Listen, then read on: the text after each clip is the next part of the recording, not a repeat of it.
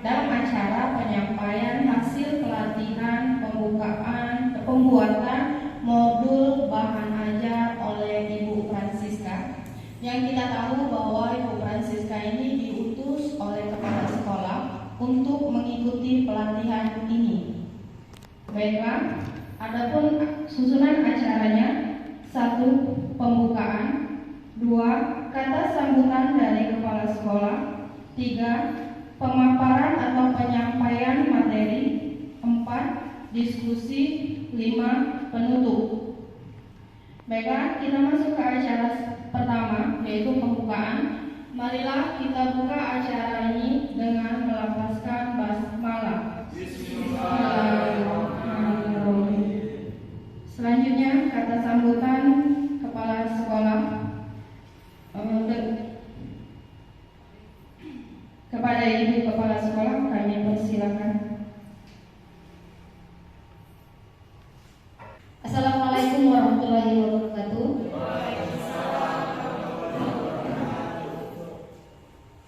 Terima kasih kepada Bapak Ibu Guru yang telah hadir di ruangan ini.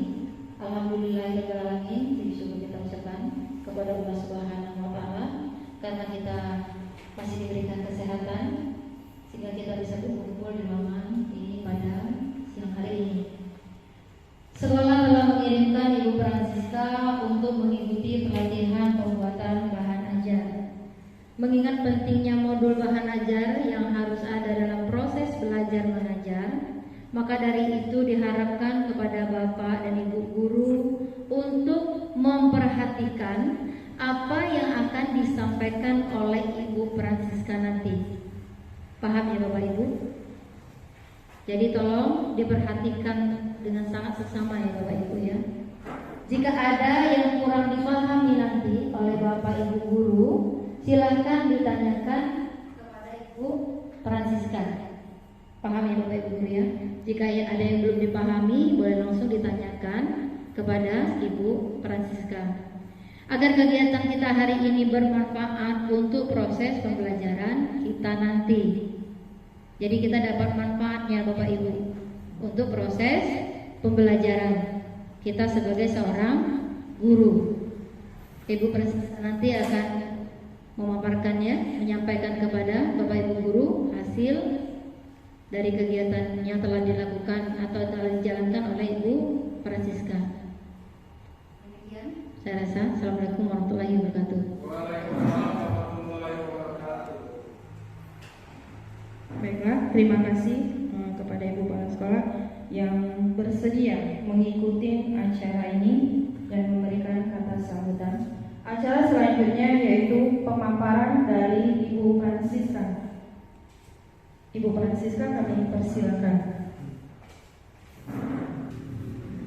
Assalamualaikum warahmatullahi wabarakatuh.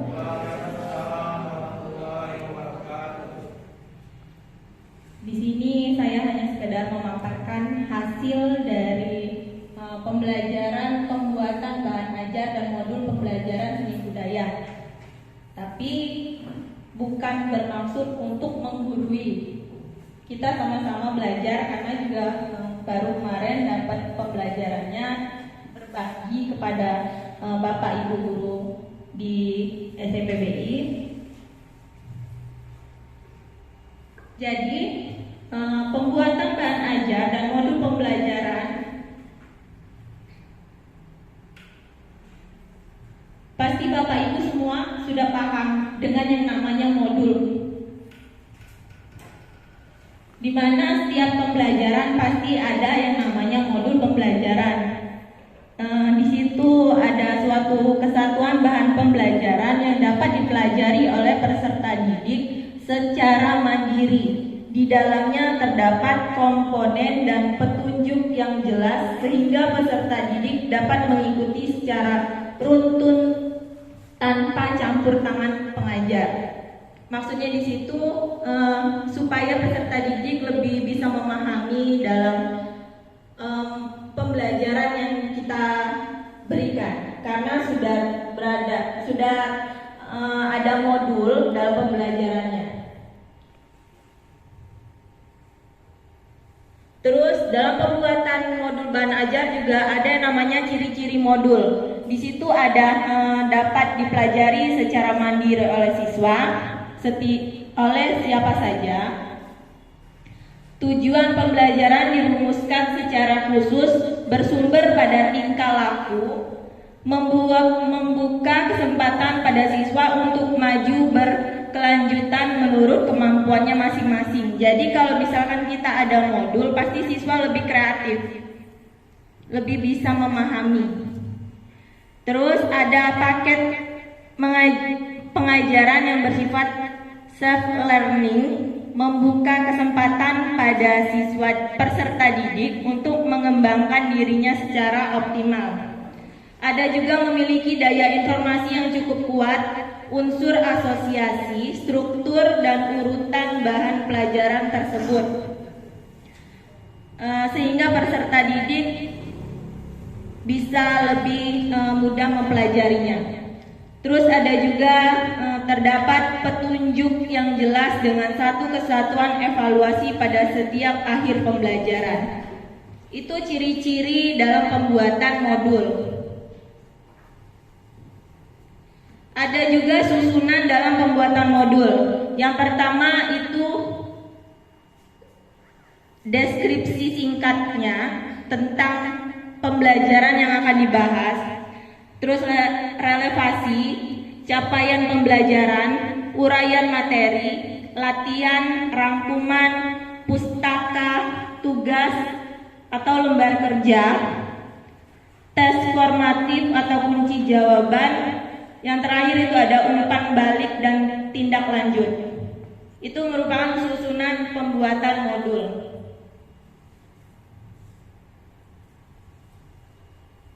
Apa itu bahan ajar?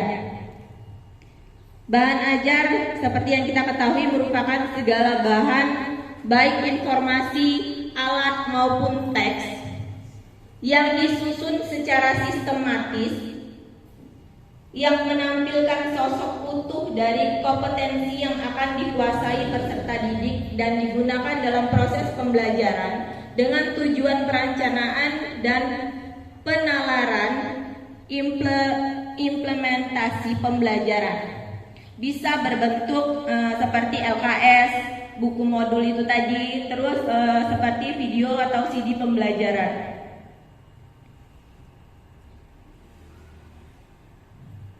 Teknik penyusunan bahan ajar cetak. Pasti kalau dalam teknik penyusunan bahan ajar cetak itu harus ada yang namanya judul atau materi yang disajikan dalam bahan ajar, harus memuat kompetensi atau berisi mengenai materi pembelajaran. Yang kedua itu untuk menyusun bahan ajar cetak, setidaknya ada 6 hal yang perlu kita pertimbangkan dan mengerti. Yaitu yang pertama, susunan tampilan bahan ajar jelas dan menarik. Yang kedua, bahasa yang mudah dimengerti bagi siswa. Yang ketiga itu mampu menguji pemahaman. Yang keempat, adanya stimulan atau bahan ajar cetak mendorong pembaca untuk berpikir. Jadi kalau misalkan kita ada bahan ajar, itu tadi siswa lebih mudah untuk memahami. Terus ada yang namanya materi instruksional, atau hal ini menyangkut pilihan teks, bahan kajian dan lembar kerja siswa.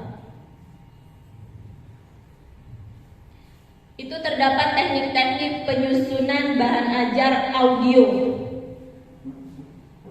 Dalam pembuatan bahan ajar audio itu meliputi hal-hal sebagai berikut, seperti judul diturunkan dari kompetensi dasar dan materi pokok sesuai dengan pembahasan yang akan dibahas. Terus yang kedua, adanya petunjuk penggunaan dalam bahan ajar audio. Yang ketiga itu informasi pendukung yang ada dalam bahan ajar audio. Dijelaskan pada penjelasan seperti yang menarik. materi-materi yang menarik akan membuat siswa menjadi fokus dalam belajar. Ada juga tugas-tugas ditulis dalam lembar kertas lain. Ada penilaian dan menggunakan berbagai sumber belajar.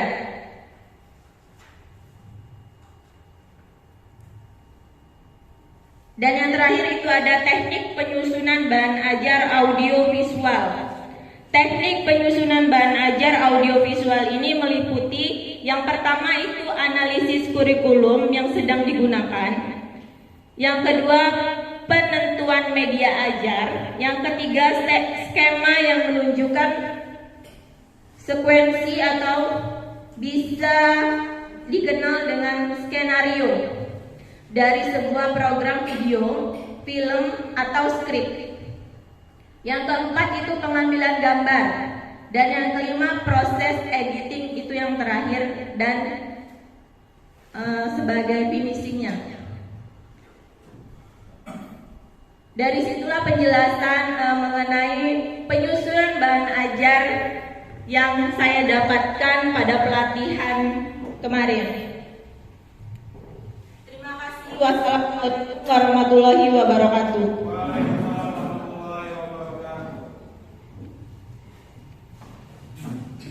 Baiklah, itu tadi pemaparan tentang pembuatan modul bahan ajar yang didapat oleh Ibu Francisca setelah mengikuti pelatihan. Acara selanjutnya kita buka sesi diskusi. Bagi Bapak Ibu yang kurang jelas atas pemaparan atau penyampaian dari Ibu Francisca, kami persilahkan untuk bertanya. Baiklah, yang pertama Bapak Suharta dulu ya.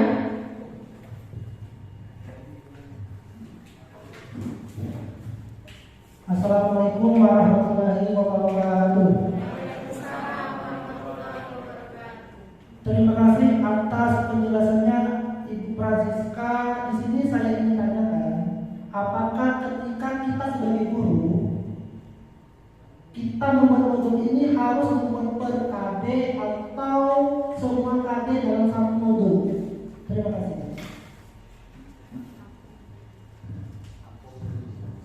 Oke, kita tampung dulu ya. Pertanyaan kedua, Bapak Toro ya. Oke, persilakan.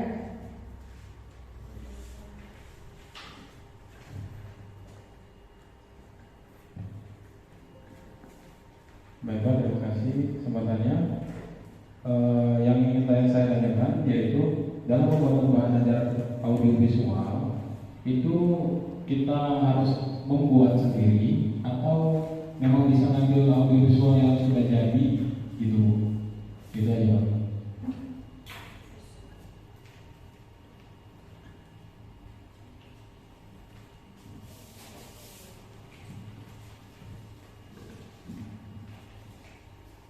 Baiklah, Ibu Francisca, pertanyaan pertama tadi dari Bapak Suharta, apakah ketika kita membuat modul itu harus per KD atau semua KD dalam satu modul?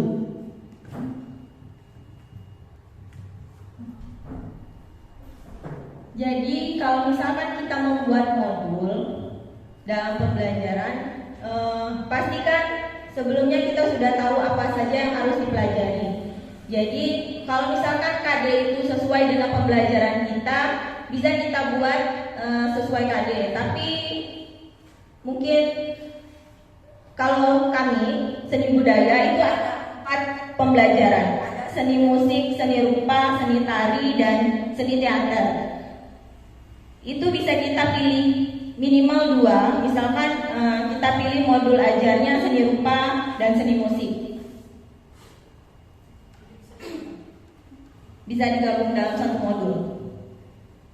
Terima kasih.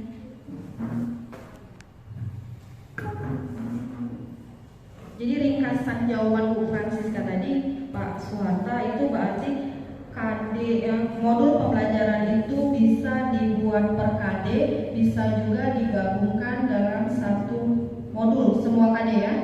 Pertanyaan kedua dari Pak Toro.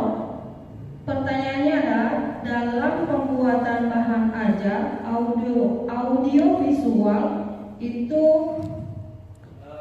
yang bahan ajarnya yang videonya itu kan dibuat langsung atau yang sudah jadi bisa digunakan? maksudnya harus buat terlebih dahulu atau memakai yang sudah ada. Atau bisa keduanya? Atau bisa keduanya dipakai gitu ya. Ya Kak. Oke, untuk teknik penyusunan atau audiovisual, di sini kan kita belajar membuat modul. Jadi lebih enaknya lagi kalau misalkan materi kan itu dari kita yang paham, kita yang tahu. Jadi enak kita buat sendiri modul pembelajarannya atau videonya.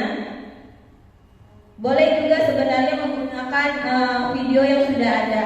Contohnya seperti video-video atau pembelajaran pada ruang guru itu kan menarik, bisa sebagai referensi, tapi enggak mengambil gitu. Jadi referensi bagi guru-guru saja. Bisa dimodifikasi lagi untuk guru-guru yang lain sebagai acuan. Baiklah, Pak Toro, tadi saya perjelas. Mungkin maksud Ibu Francisca begini, audio visual itu sebaiknya kita membuat sendiri, cuman kita mencari referensi, melihat referensi di sebuah institut atau instansi yang lebih terpercaya. Seperti itu Pak ya, jangan menjiplak gitu ya, membuat sendiri. Baiklah, mungkin itu saja. Ada yang ingin bertanya lagi? Oke, sudah mengerti semua ya. Mungkin sampai di sini pertemuan kita. Semoga apa yang dipaparkan oleh Ibu Francisca itu menjadi modal kita untuk melanjutkan KBM di kelas agar proses pembelajaran kita itu lebih baik ke depannya. Baiklah, mungkin hanya sekian. Terima kasih atas kehadiran Bapak Ibu. Saya tutup acara ini dengan melafazkan hamdalah. Alhamdulillah.